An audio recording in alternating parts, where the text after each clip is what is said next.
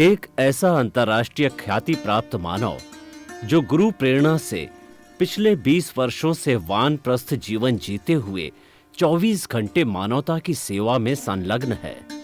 एक ऐसा मानव जो अभी राष्ट्रीय, अंतर्राष्ट्रीय टीवी चैनलों पर 7,500 एपिसोड के माध्यम से सनातन सत्य, आत्मविज्ञान एवं पुनरुत्थान, व्यवहार एवं निश्चय जगत के जीवनोपयोगी विषयों पर हृदय स्पर्शी प्रवचन कर चुका है। उस मानव का नाम है महात्मा उपासक प्रोफेसर डॉक्टर सोहन राज तातेड़। प्रोफेसर तातेड़ द्वारा योग, दर्शन, शिक्षा विषयों पर रचित पीएचडी स्तर के 250 शोध ग्रंथ भारत के 100 प्रतिष्ठित विश्वविद्यालयों में शोधार्थी पढ़ रहे हैं तथा वे सभी शोध ग्रंथ वहां की सेंट्रल लाइब्रेरियों में उपलब्ध हैं। महात्मा सोहन राज ने अभी तक हजारों स्कूलों, कॉलेजों, विश्वविद्यालयों एवं संस्थाओं में सेमिनार, वर्कशॉप, कैंप लगाकर लाखों विद्यार्थियों को योग, दर्शन, शिक्षा का प्रशिक्षण देकर उन्हें सुसंस्कारित किया। डॉक्टर तातेड़ ने भारतीय संस्कृति उत्थान के 4,000 से अधिक समसामयिक विषयों पर आर्टिकल लिखकर ऑनलाइन जर्नल, पत्रिकाओं, वेबसाइट्स पर प्रकाशित किया, जिसका उपयोग लाखों पाठक कर रहे हैं। उपासक तातेड़ के 5,000 से अधिक आज का सुविचार, आज का शुभ संदेश, आज का मंगल भावना योग आदि चिंतन websites, Twitter, blogger, Facebook, YouTube माध्यमों से लाखों लोग अपना जीवन निर्माण कर रहे हैं। मानवता के मसीहा ऐसे महामानव महात्मा सोहन राज तातेड़ के प्रोफाइल को अभी तक विश्व के 20 लाख दर्शक यूट्यूब पर, 12 लाख गूगल पर एवं लाखों दर्शक फेसबुक, ब्लॉगर, ट्विटर और इंस्टाग्राम पर देख चुके हैं।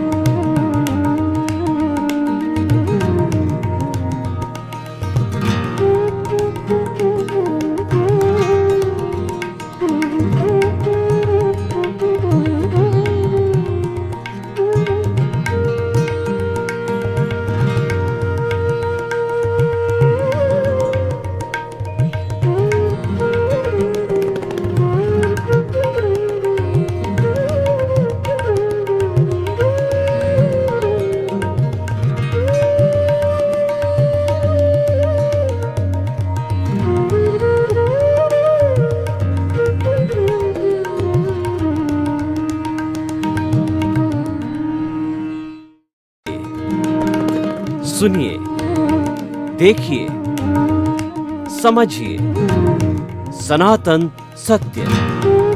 जैसी दृष्टि वैसी सृष्टि, दृष्टि विज्ञान। कुदरत, कुदरती रचना एवं कुदरत के कानून से शाश्वत सुख की प्राप्ति। जोधपुर के परम पूज्य महात्मा उपासक प्रोफेसर डॉक्टर सोहन राज तातेड़ के निर्देशन में सनातन सत्य। जैसी दृष्टि वैसी सृष्टि, दृष्टि विज्ञान।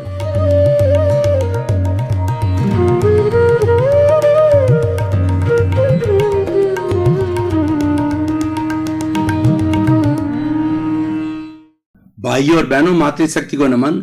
स्टूडियो में आपका हार्दिक स्वागत है, अभिनंदन, सत्कार है।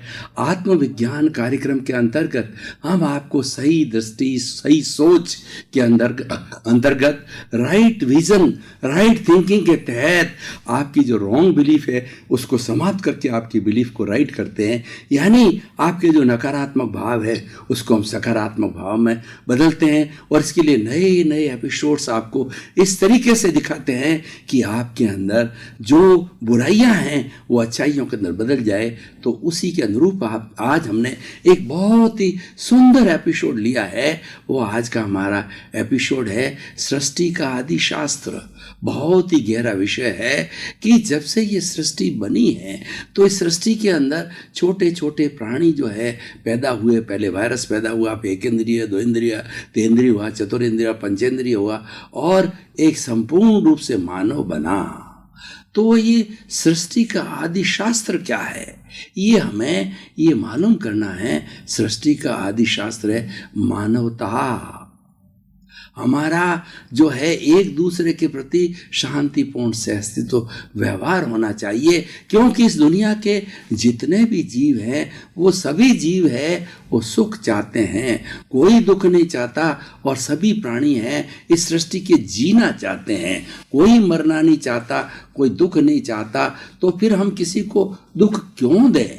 यहाँ आकर के प्रश्न खड़ा होता है कि हम किसी को कष्ट न दें और शांतिपूर्ण सहस्तित्व में अपना डिसिप्लिन जीवन जिएं, किसी का हस्तक्षेप न करें, किसी के अस्तित्व को न नकारें।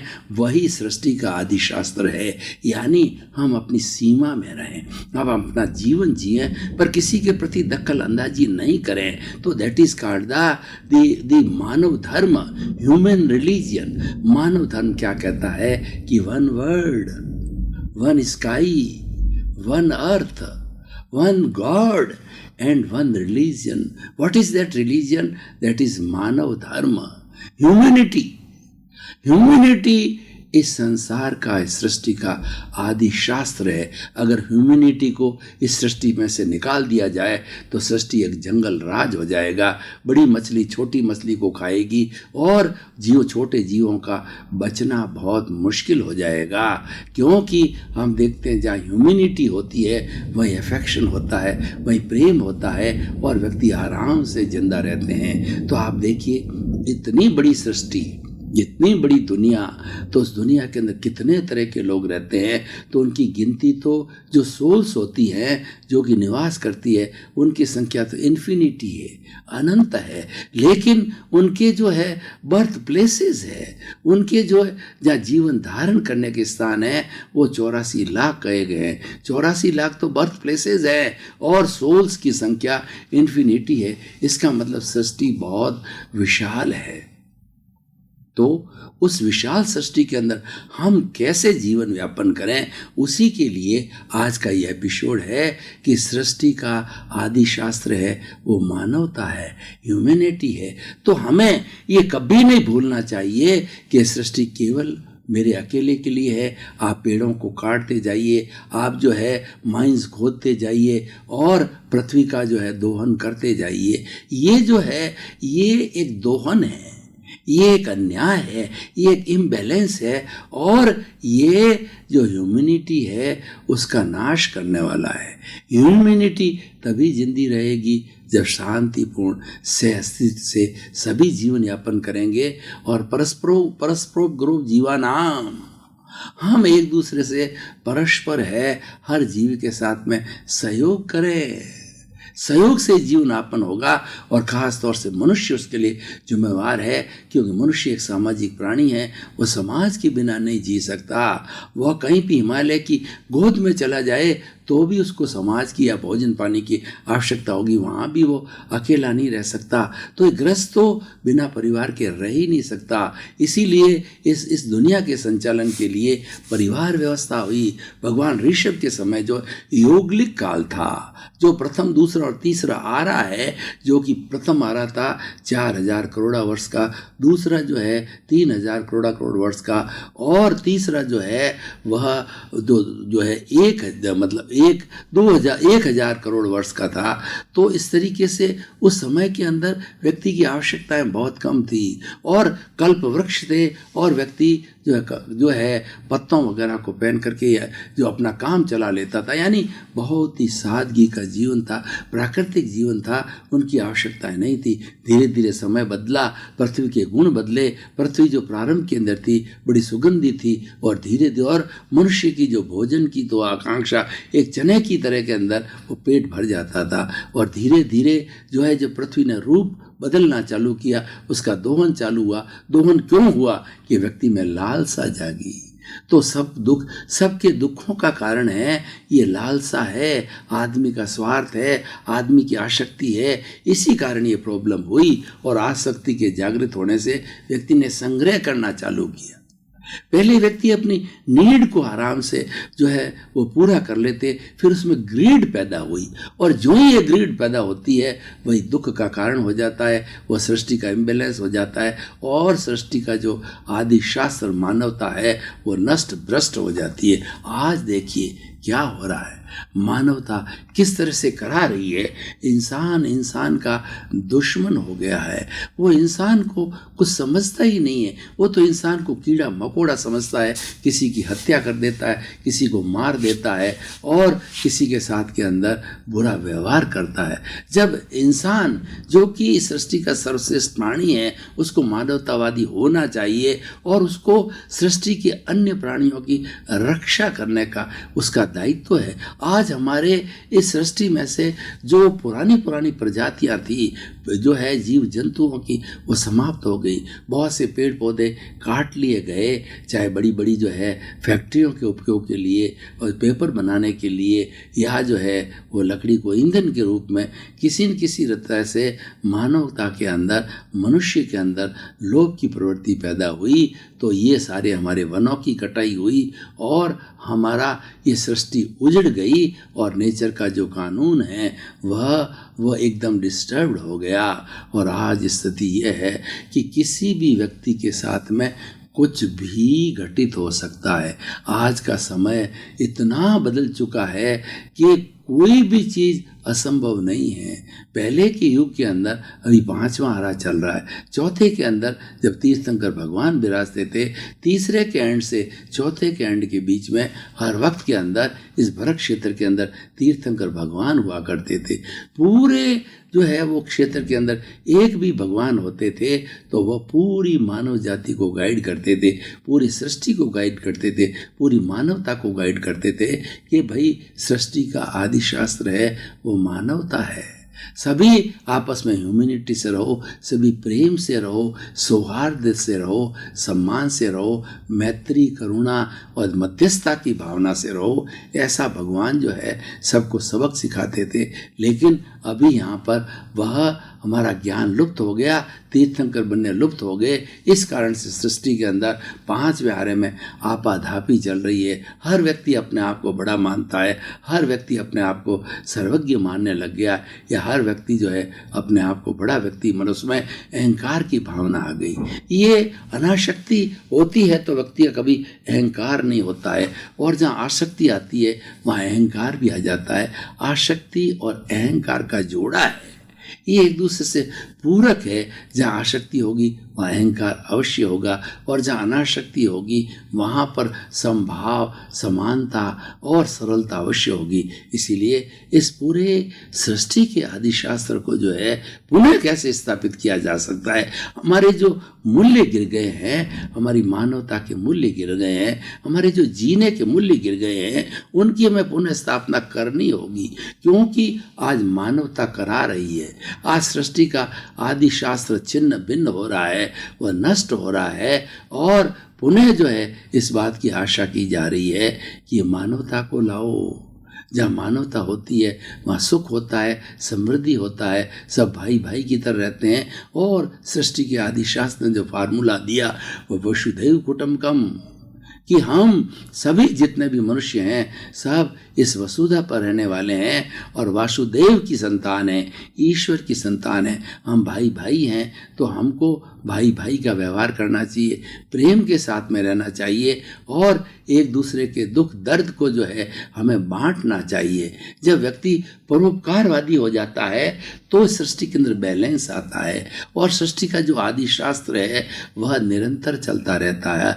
अभी विषमता पैदा हुई है। विषमता पैदा होने का कारण व्यक्ति का लालच, व्यक्ति का लोभ, व्यक्ति की आसक्ति, व्यक्ति का ग्रीड, कि इस दुनिया, ऐसा कहा जाता है, इस व्यक्ति की ग्रीड इतनी बढ़ गई है, उसमें लालसा इतनी आ गई है कि पूरा सृष्टि का सारा धन एक व्यक्ति को दे दिया जाए तो भी व्यक्ति धापता नहीं है। जबकि नेचर माँ कहती है, मैंने तो 84 लाख जीवा योनियों के असंख्य अनंत प्राणियों को जन्म दिया है और मैं हर एक का भरण पोषण करूंगी। मेरे पास में 5 जो बेसिक एलिमेंट्स है, पृथ्वी, जल, अग्नि, वायु और आकाश, उसी से मैं बनी हुई हूँ और उसी से हर प्राणी जो है जन्म लेता है, पोषित होता है और उसी में विलीन हो जाता है। पुनः वो 5 सब्सटेंस जो है इस सृष्टि के अंदर, पृथ्वी में, जल में, अग्नि में, वायु में और आकाश में सम्मिलित होकर के पुनः नेचर माँ की गोद में आ जाते हैं और ये साइकिल कंटिन्यूस चलती रहती है। और हमारे आइंस्टीन ने एक थ्योरी दी है, E=mc², यानी इस सृष्टि का भूत, भविष्य, वर्तमान के अंदर कभी भी एनर्जी एक समान रहती है, वो कभी भी नहीं घटती। E=energy, M=mass, C वो कांस्टेंट है। वो एनर्जी कभी रूपांतरण होता है, ठोस द्रव में बदल जाता है, द्रव गैस में बदल जाता है, गैस वाइब्रेशंस में बदल जाती है और ये चलता रहता है। उसी का नाम सृष्टि है। ये संचरण करते रहते हैं, हर वक्त हर वस्तु बदलती है और यही सृष्टि और सृष्टि सनातन है। सृष्टि कुदरत है और वो कुदरत का कानून है। वो सृष्टि का आदि शास्त्र के अंदर कुदरत का कानून लिखा हुआ है। व्यक्ति उस कुदरत के कानून को, उसी आदि शास्त्र को मान नहीं रहा है। आदि शास्त्र मानवता का है और वो करुणाशील है। वो बार बार बताता है कि भाई सृष्टि तुम्हारे अकेले के लिए नहीं है, सृष्टि तो समस्त प्राणियों को जीने के लिए और समस्त प्राणियों के साथ के अंदर प्रेम का व्यवहार करो। सर्वोदय का फॉर्मूला महात्मा गांधी ने दिया, बहुत ही सुंदर फॉर्मूला हो कि सबका उदय है। हर एक को जो है अपनी प्रोग्रेस करने के लिए उसको चांस मिलना चाहिए और हमारा संविधान भी उसके आधार पर बना हुआ है कि हमारा भारत का हर नागरिक है, उसको रोटी, कपड़ा, मकान, शिक्षा, चिकित्सा, ये 5 बेसिक जो है सुविधा है वो मुहैया करानी चाहिए, होनी चाहिए। शुद्ध पानी मिलना चाहिए, शुद्ध हवा मिलनी चाहिए, शुद्ध भोजन मिलना चाहिए, शुद्ध शेल्टर मिलना चाहिए। ये सरकार उसके लिए प्रयत्न क्यों करती है कि सरकार सर्वोदय चाहती है कि हर प्राणी को अपनी तरक्की करने का या बेसिक चीज़ों का भरण पोषण करने का उसको साधन मिलना चाहिए। तो भाई और बहनों, पुनः हमें इस सृष्टि के शास्त्र को, इस मानवता को जिंदा करना है तो हमें मूल्यों की पुनर्स्थापना करनी पड़ेगी। मूल्य गिरने के कारण ही इतना अनबैलेंस हुआ है, उससे कारण ही सृष्टि के अंदर ये प्रॉब्लम आई है। पहले जो है आज से अब मान लो भगवान महावीर के समय 2500 साल, भगवान महावीर का जो है 24 में तीर्थंकर दे अंतिम भगवान थे भरत क्षेत्र के अंदर, उनका समय लेवें तो उनके समय के अंदर 125 योजन यानी 700 किलोमीटर के ऊपर न तो कोई, जब वो विराजमान होते न तो अतिवृष्टि होती, न अनावृष्टि होती, न भूकंप आता, न प्लेग आता, न कोई ऐसी भयंकर बीमारियां जो आजकल चल रही वो ना आती, क्योंकि भगवान थे, उनका यह अतिशय था और वह सृष्टि के आदि शास्त्र के नियोक्ता थे, सृष्टि के आदि शास्त्र का उपदेशक थे। आज ऐसे उपदेशक न रहने से ये सृष्टि का आदि शास्त्र गड़बड़ा गया है और इस तरीके से अराजकता फैल गई है और तभी हमारी ये आतंकवाद पैदा हुआ है। और कितने कितने हम देखें अपराध के केस कितने हो रहा है कि बेटा माँ को मार रहा है और पति अपने पत्नी को मार रहा, पत्नी पति को मार रही है, किसी दूसरे के साथ में अनैतिक व्यवहार कर रही है और अपनी प्रसिद्धि के लिए कोई किसी को अपना जो है वो अधिकार प्राप्त करने के लिए कोई किसी का भी हनन कर सकता है। कोई कानून कायदा आजकल मानने को तैयार नहीं है, कोई सहनशीलता रखने को तैयार नहीं है, कोई अंकुश में आने को तैयार नहीं है, कोई डिसिप्लिन में आने को तैयार नहीं है। इन सब का कारण ये है कि सृष्टि का आदि शास्त्र गड़बड़ा रहा है। तो भाई और बहनों, इस एपिसोड को हम आज के कॉन्टेक्स्ट के अंदर देखें तो हमारा कुछ न कुछ जीवन जीने की एक पद्धति होनी चाहिए, लाइफ स्टाइल के एक मापदंड होने चाहिए, लाइफ स्टाइल के कुछ मूल्य होने चाहिए और वो मूल्य जो है वह सर्वहितकारी होते हैं, सबको पालन करना चाहिए। कोई व्यक्ति अहंकारवश अपने आप को बड़ा समझ करके उन मूल्यों की धज्जी उड़ावे तो सबका जीना जो है दुख भर हो जाता है। वह व्यक्तियों का शोषण चालू कर देता है, व्यक्तियों को कष्ट देना चालू देता है, वह अपराधी बन जाता है, वह अनैतिक बन जाता है, वह आतंकवादी बन जाता है, वह हिंसक बन बन जाता है, वो मर्डरर बन जाता है। और इंसान का मर्डर करने वाला इंसान ही होता है। बेचारे पशु पक्षियों को देखिए, बेचारे पेड़ पौधों को देखिए, हमारे कितने हितैषी हैं। पेड़ पौधे सर्दी सहन करते हैं, गर्मी सहन करते हैं, वो इस सृष्टि के जो है वो सृष्टि के आदि शास्त्र के कानून का पालन करते हैं, वो कुदरत के कानून का पालन करते हैं। आप जो पशु पक्षियों को देखिए कि वो बाकायदा वो सृष्टि के साथ रहते हैं, सृष्टि के नियमों का पालन करते हैं। मनुष्य एक ऐसा व्यक्ति है जिसने सृष्टि के नियमों का पालन करना छोड़ दिया, और वो तो कहता है कि सृष्टि मेरी जेब में है। तभी उसने विरुद्ध जो है वो बहुत से जो है कार्य करने चालू कर दिया, पृथ्वी का दोहन चालू कर दिया, और पानी का जो है भयंकर जो है मिसयूज होने लग गया। इस तरह से वायु को प्रदूषित किया जा रहा है, आकाश को प्रदूषित किया जाता है, और जल को प्रदूषित किया जा रहा है, और अग्नि को प्रदूषित किया जा रहा है। यानी जो 5 बेसिक जो एलिमेंट्स हैं वो सृष्टि, उसको मनुष्य ने पॉल्यूटेट करना चालू कर दिया है। तब हमारी स्थिति देखो, आज दिल्ली में जाओ तो वहाँ पर सांस लेना दूभर हो रहा है। व्यक्ति सांस लेने की स्थिति में नहीं है। जब व्यक्ति भी सांस नहीं ले पाएगा तो बेचारे पेड़ पौधे कैसे सांस लेंगे, क्योंकि ऑक्सीजन की कमी आ गई। पेड़ पौधों का एहसान मानिए कि वह उसकी रिक्तता की पूर्ति करते हैं। वो कार्बन डाइऑक्साइड लेकर के हमें ऑक्सीजन देते हैं, तभी हम जिंदा है। अगर पेड़ पौधे ना हों तो हम जिंदा नहीं रह सकते। यानी इस प्रकृति का, इस पर्यावरण का, इस कॉस्मोस का, इस सृष्टि का, ब्रह्मांड का जो है हमारे पर बहुत बड़ा ऋण है। वो हम ऋण कब उतार सकते हैं? जब डिसिप्लिन में रह करके, प्राकृतिक जीवन जी करके, किसी प्राणी को नई सतह करके, उसका सहयोग करके, उसके साथ प्रेम करके, और उसके साथ जो है शांतिपूर्ण सहअस्तित्व से जीवन यापन करके हम जो है सृष्टि का जो अनबैलेंस है उसको ख़त्म कर सकते हैं। तो भाई और बहनों, बहुत ही सुंदर विषय है। तो हम आइए इसका निष्कर्ष के रूप में बात करें कि आज की जो समस्याएं हैं, अमानवतावादी समस्याएं हैं, उसको हमें बदलना है, और ये बदला जा सकता है। भगवान, हमारा जो देश भारत है, किसी समय के अंदर धर्म गुरु देश हुआ था, और विश्व के 210 कंट्रीज है आज भारत को पुनः इस आशा से, इस नज़र के साथ देख रहे हैं कि भारत के अंदर पोटेंशियलिटी है, भारत के अंदर गुण है, भारत के अंदर ज्ञान है, भारत में धर्म है, भारत में आचार नीति है कि वो हमको अच्छा लेसन दे सकते हैं, और लेसन दे करके हम कि हमारे अंदर इंसानियत के गुण जो है पैदा कर सकते हैं। सृष्टि का आदि शास्त्र वो मानवता है, उसका जो है अंकुरण कर सकता है भारत। तो भाई और बहनों, हमारा दायित्व तो बहुत ज़्यादा बढ़ गया, क्योंकि हमने इंसानियत को बरकरार रखने के लिए, मानवता को बनाए रखने के लिए, और मानवता का पोषण करने के लिए हमने उसके अनुरूप कार्य किए हैं, उसको जीवन में ढाला है, हम जी रहे हैं। हमारे ऋषि मुनि थे, वो प्रकृति के करीब रहते थे, वो नदी के किनारे अपना आश्रम बना करके, और जो ब्राह्मण, क्षत्रिय, वैश्य, शूद्र, चारों तरह के जो स्टूडेंट को 25 साल की उम्र में ब्रह्मचर्य आश्रम में पढ़ाया कर सकते थे। नदी कल कल बह रही है, और वहाँ पर प्राकृतिक छटा देखिए कि पेड़ है, पौधे हैं, और आपके घनी वनस्पति है, और बड़ी बड़ी जो है वो अपने पत्थरों की चट्टानें हैं, मोर नाच रहे हैं, पपीहा बोल रहे हैं, और उसके साथ में छोटे मोटे जीव फुदक रहे हैं। कितना प्राकृतिक सौंदर्य पहले हमारे ऋषि मुनियों में रहता था, और वहीं अपना शांतिपूर्ण जीवन जी करके बच्चे को एक अच्छा नागरिक बनाते थे। 25 वर्ष की उम्र में ये गुरुकुल प्रणाली में और ब्रह्मचर्य आश्रम के अंदर 4 आश्रम बताए थे।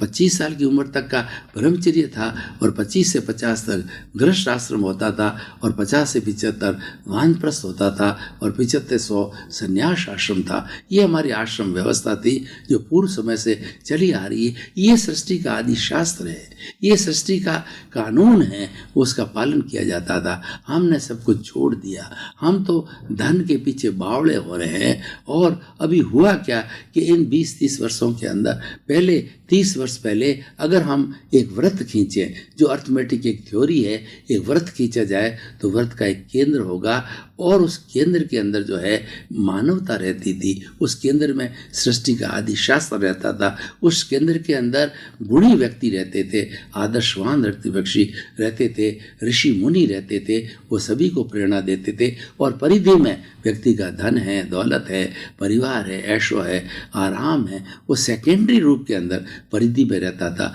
अब इंसान ने क्या किया, उससे आसक्ति पैदा हुई, उसके जो है वो भीतर जो है लोभ की वृत्ति जगी, ग्रीड जगी, और उसने कहा कि मैं तो दुनिया का सबसे नंबर 1 धनाढ्य व्यक्ति बन जाऊं।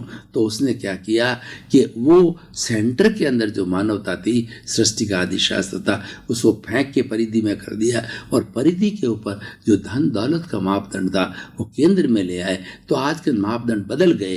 बाय हुक और क्रुक जो है, हमें पैसे को कमाना है, पैसे से व्यक्ति का स्टेटस बनता है, पैसे से व्यक्ति को सुविधा मिलती है, पैसे से व्यक्ति को ऐशारा मिलता है, और सब कुछ पैसे से होता है। हमारी मानसिकता बदल गई। पैसा हमारे लिए, हम पैसे के लिए नहीं है, परंतु आज व्यक्ति इतना बावड़ा हो गया है कि वो पैसे के पीछे भागता रहता है, पैसा बनाता रहता है, बैंक बैलेंस बनाता रहता है, और अपने अटालिकाएं खड़ा करता रहता है। उससे हुआ क्या?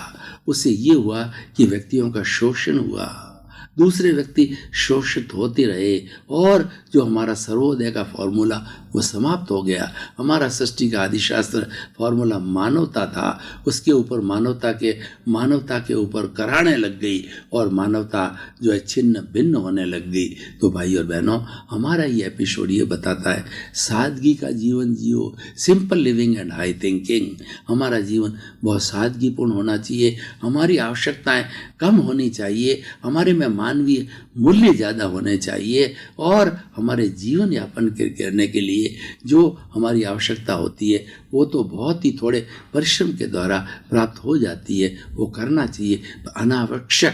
अनावश्यक कोई कार्य नहीं करना चाहिए, अनैतिक कोई कार्य नहीं करना चाहिए, और किसी प्राणी को हर्ट हो, किसी प्राणी को दुख हो, वैसा कार्य नहीं किया जाना चाहिए। यही सृष्टि का आदिशास्त्र है, और यही मानवता है। इसका हम पालन करेंगे तो पूरा सभी सुख के साथ जिएंगे, और इस सृष्टि के प्राणी हम भाई भाई के रूप में शांतिपूर्ण जीवन यापन कर सकेंगे। भाई और बहनों, आपका बहुत बहुत धन्यवाद। आप हमारा ये आत्मविज्ञान कार्यक्रम देखते रहिए। आप आत्मविज्ञान कार्यक्रम की आत्मा हो, देख रहे हो, आप में बहुत इंटरेस्ट है, आप में रुचि है, और हमारे पास में आपकी जिज्ञासाएं बहुत आ रही है, और आपको समाधान भी जा रहा है। ये हमारा आत्मविज्ञान कार्यक्रम आपके नकारात्मक भावों को समाप्त करके सकारात्मक भावों को पैदा करेगा, आपकी रॉन्ग बिलीफ समाप्त करके आपको राइट बिलीफ देगा। आपकी सृष्टि सही दृष्टि होगी, सही सृष्टि होगी, ऐसा ये निर्धारण करेगा। तो इसी क्रम में आपका जीवन आनंदमय हो, मंगलमय हो, सुखमय हो, प्रेममय हो, और आप खूब ओवरऑल डेवलपमेंट करें। हमारी बहुत बहुत शुभकामनाएं।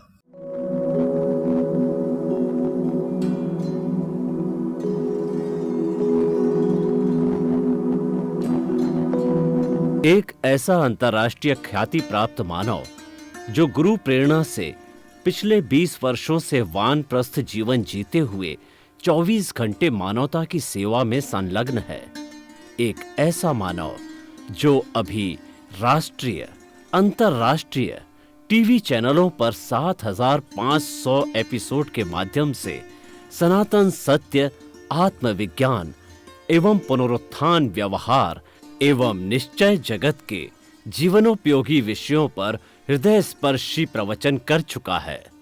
उस मानव का नाम है महात्मा उपासक प्रोफेसर डॉक्टर सोहन राज तातेड़। प्रोफेसर तातेड़ द्वारा योग, दर्शन, शिक्षा विषयों पर रचित पीएचडी स्तर के 250 शोध ग्रंथ भारत के 100 प्रतिष्ठित विश्वविद्यालयों में शोधार्थी पढ़ रहे हैं, तथा वे सभी शोध ग्रंथ वहां की सेंट्रल लाइब्रेरियों में उपलब्ध हैं।